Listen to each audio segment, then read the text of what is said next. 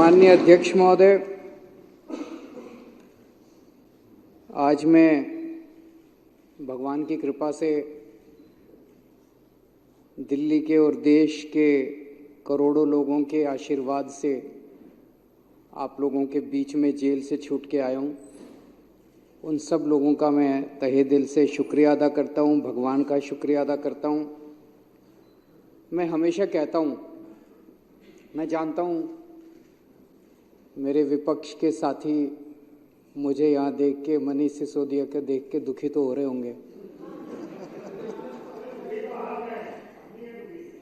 तो मैं हमेशा कहता हूँ मोदी जी बहुत ताकतवर है, बहुत ताकतवर है और अथाह पैसा है उनके पास, अथाह रिसोर्सेज हैं,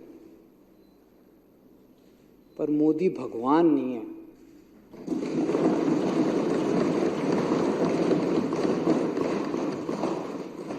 और भगवान तो है इस दुनिया में, कोई तो शक्ति है, कोई उसे भगवान कहता है, कोई उसे अल्लाह कहता है, कोई कुछ कहता है, कोई तो शक्ति है, वो हमारे साथ है। मैं माननीय सुप्रीम कोर्ट का शुक्रिया अदा करना चाहता हूं। आज हमारे देश के अंदर न्याय व्यवस्था तो है। अध्यक्ष महोदय, आज मैं मुख्यमंत्री जी के साथ सुबह एक रोड का इंस्पेक्शन करने गया था। दिल्ली यूनिवर्सिटी में सड़कें बहुत शानदार हुआ करती थी। मेरे पास जेल से छूटने के बाद कुछ लोग आए, उन्होंने बताया कि दिल्ली यूनिवर्सिटी की सड़कें खराब हो गई हैं। मैं आज रोड इंस्पेक्शन करने गया था और बहुत बुरा हाल था सड़कों का। तो मैंने मुख्यमंत्री जी को कहा कि इनको तुरंत ठीक करवाया जाए। उन्होंने आदेश दिए हैं और मैं उम्मीद करता हूं कि उस सड़क को जल्द ठीक करवाया जाएगा। हैं जी, आप तो मालिक हैं साहब, दिए आप तो देश के मालिक हैं। मैं 3-4 दिन पहले एक भाजपा के बड़े नेता से मिला। मैंने उससे पूछा, मैंने कहा मुझे गिरफ्तार करके क्या मिला आपको, कुछ फायदा हुआ?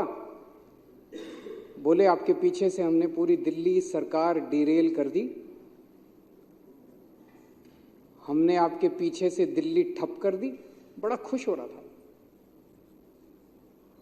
मुझे बड़ा दुख हुआ सुन के, आक्रोश भी हुआ और स्तब्ध रह गया मैं। देश की राजधानी के 2 करोड़ लोगों की जिंदगी खराब करके उनको खुशी हो रही है। ऐसी कैसी पार्टी हो सकती है, ऐसे कैसे नेता हो सकते हैं जो दिल्ली ठप करके, दिल्ली के 2 करोड़ लोगों की जिंदगी खराब करके, परेशान करके, और वो खुश हो रहे हैं? क्या इतनी राजनीति इस स्तर पे गिर सकती है कि वोट लेने के लिए उनका मकसद क्या? उनका मकसद था कि हमारे को बदनाम करना, आम आदमी पार्टी की सरकार को बदनाम करना, ताकि उनको वोट मिल जाए। नॉर्मल वो देख चुके 3 चुनाव से लगातार, 3 क्या, ये तो 25-27 साल से,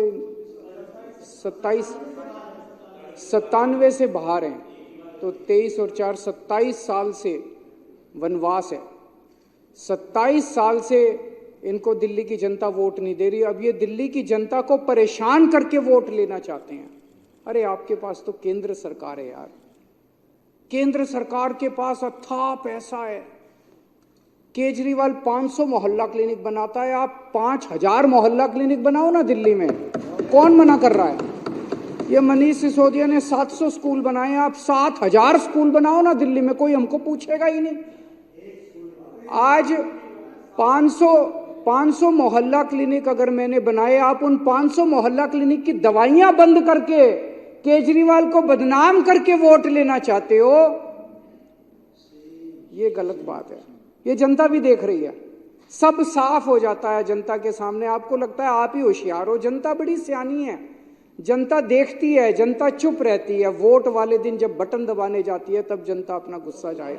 1 मिनट भाई साहब, मैंने बीच में नहीं बोला जब आप लोग बोल रहे थे, अब आप भी जरा सुन लीजिए, फिर उसके बाद आप बोल लेना।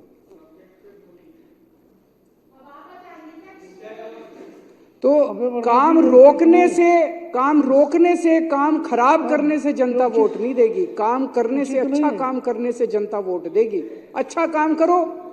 आपने मेरी गैर मौजूदगी में दिल्ली में सड़कों की रिपेयर बंद करा दी। मेरी गैर मौजूदगी में आप दिल्ली की सारी सड़कें बनवा देते, कहते जे केजरीवाल जेल में बैठे हम बनवा रहे हैं सड़क, देखो आप जीत ना जाते तो। बाहर निकल के मैं किस बात पे वोट मांगता? आज मैं वोट मांगूंगा, केजरीवाल आ गया, अब तुम्हारी सड़कें रिपेयर कराऊंगा मैं।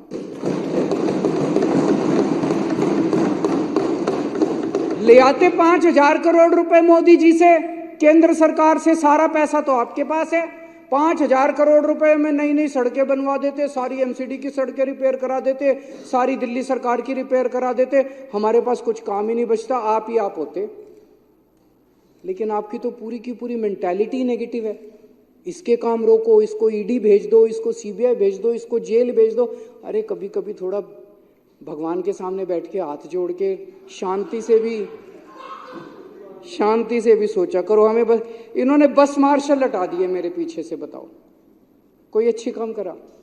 वो बस मार्शल आते हैं, बेचारे गरीब परिवारों से आते हैं। बस मार्शल की नौकरी कौन करता है? कोई अमीर आदमी, आपके बच्चे तो करते नहीं बस मार्शल की नौकरी। वो तो बेचारे गांव के, हमारे दिल्ली देहात के बच्चे जो हैं, गरीबों के बच्चे हैं, वही करते हैं बस मार्शल की नौकरी। और बसों में जाके देखो, महिलाएं जो इतने गुणगान किया करती थी कि अब हमारे को सुरक्षा महसूस होती है, अब वो फिर से उसी हालत में हो गई महिलाएं। बुजुर्गों की पेंशन बंद कर दी। उनके दिल से, उनकी आत्मा से आपके लिए क्या निकलेगा? बद्दुआ ही निकलेगी, बद्दुआ ही निकलेगी। अब केजरीवाल जब उनकी पेंशन चालू कराएगा, हमारे लिए आशीर्वाद निकलेगा।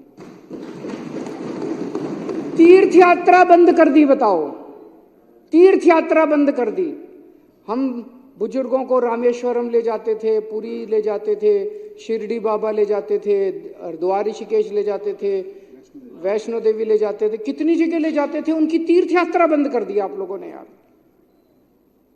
आप खुद भी होके आओ थोड़ा तीर्थ यात्रा, थोड़ी मन को शांति।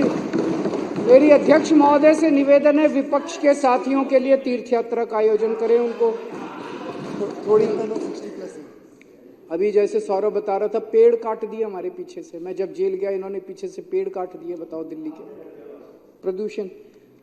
तो दिल्ली की जनता के मन में दो चीजें हैं, दो बातें हैं। एक, केजरीवाल कट्टर ईमानदार है, केजरीवाल कुछ भी हो सकता है, बेईमान नहीं हो सकता। और दूसरा, केजरीवाल काम करता है, जनता के लिए काम करता है। ये दो बातें दिल्ली की जनता के मन में हैं। ये उन दोनों बातों पे चोट करना चाहते थे। ये केजरीवाल को बेईमान साबित करना चाहते थे और ये दिखाना चाहते थे भाई केजरीवाल के सारे काम ठप हो गए। उन दोनों बातों पे चोट किया। फर्जी केस कर दिया मेरे ऊपर, केस करके मनीष को जेल में डाल दिया, सतिंदर जैन को जेल में डाल दिया, मेरे को जेल में डाल दिया, संजय सिंह को जेल में डाल दिया, विभव को जेल में डाल दिया, विजय नायर को जेल में डाल, सबको जेल में डाल दिया। मैं आज चैलेंज करता हूं, 5 सबसे बड़े नेताओं को जेल में डालने के बाद भी आज हमारी पार्टी मजबूती के साथ खड़ी है। मैं चैलेंज करता हूं, तुम्हारी पार्टी के 2 लोगों को जेल में डाल दो, तुम्हारी पार्टी ना टूट जाए।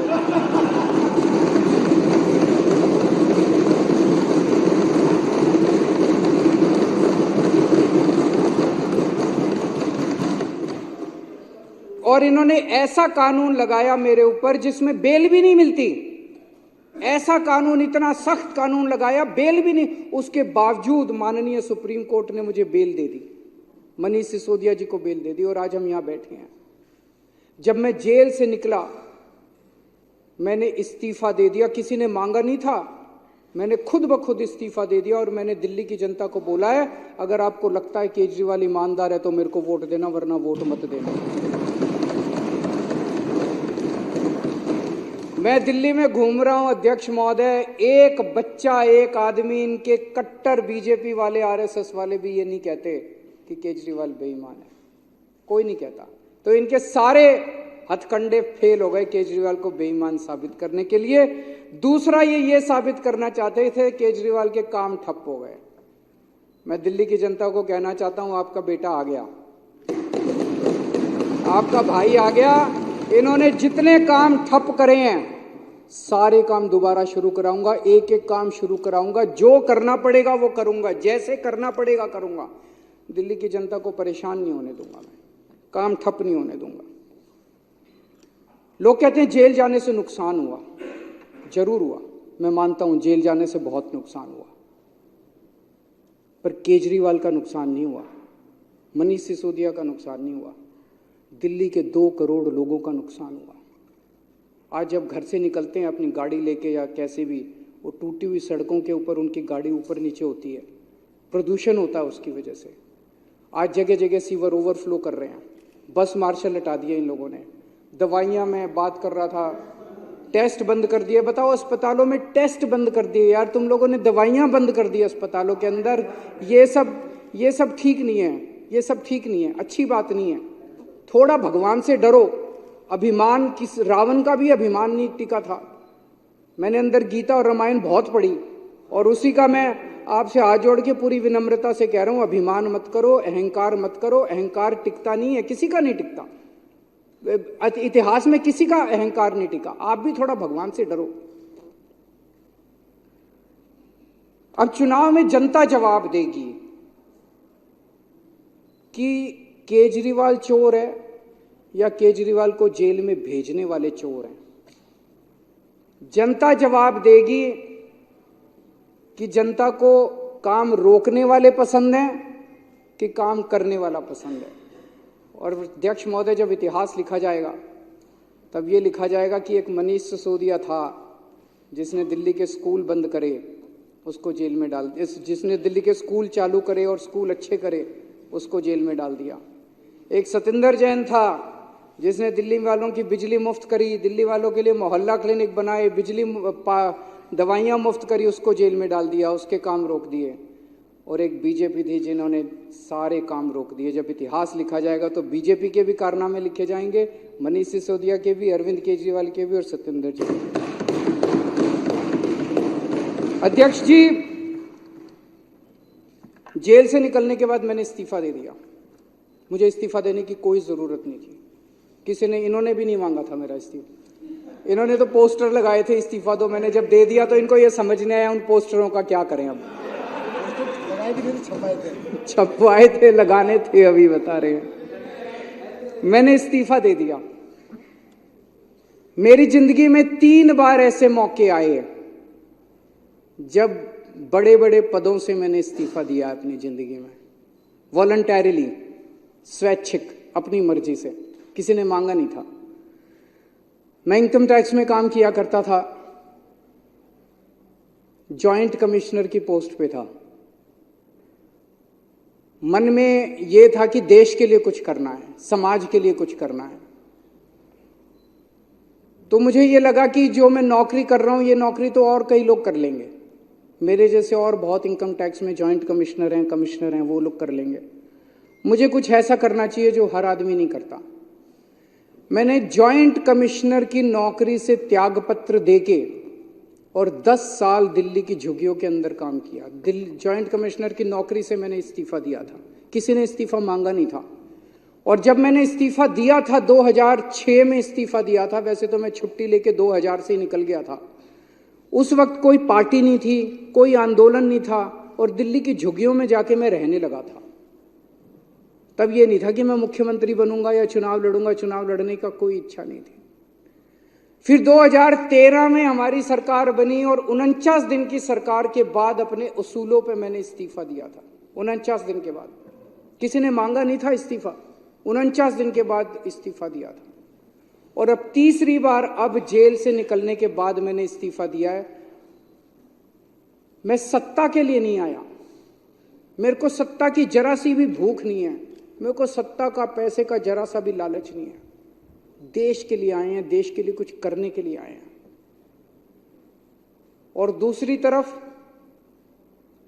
ये लोग बेचारे परेशान हो गए हैं कह कह के, भाई 75 साल का रूल आपने ही बनाया था। मेरे को कल एक आरएसएस के बहुत सीनियर नेता मिले, उन्होंने बताया, बोले जी आरएसएस ने अल्टीमेटम दे दिया है कि भाई 75 साल का रूल तो लागू होगा।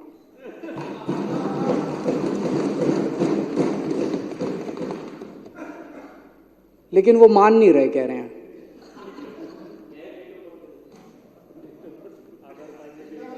सत्ता छोड़नी बहुत मुश्किल है, सत्ता कुर्सी छोड़नी बहुत मुश्किल। एक मिनट, वो बोलने के लिए ललचा रहे हैं, मेरे बात बोलने दो।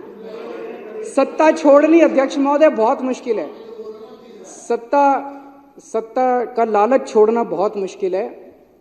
खुद ही रूल बनाया, उस रूल के तहत सबसे पहले आडवाणी जी का इस्तीफा लिया, मुरली मनोहर जोशी जी का इस्तीफा लिया, सुमित्रा महाजन जी का इस्तीफा लिया, बीसी खंडूरी जी का इस्तीफा लिया, कलराज मिश्र का इस्तीफा लिया, आनंदीबेन पटेल का इस्तीफा लिया, शांता कुमार जी का इस्तीफा लिया, करिया मुंडा जी का इस्तीफा लिया, हुकुमदेव नारायण जी का इस्तीफा लिया, नजमा हेतुल्ला जी का इस्तीफा लिया, भगत सिंह कोश्यारी जी का इस्तीफा, और भी बहुत है, मेरे पास तो थोड़े ही नाम है।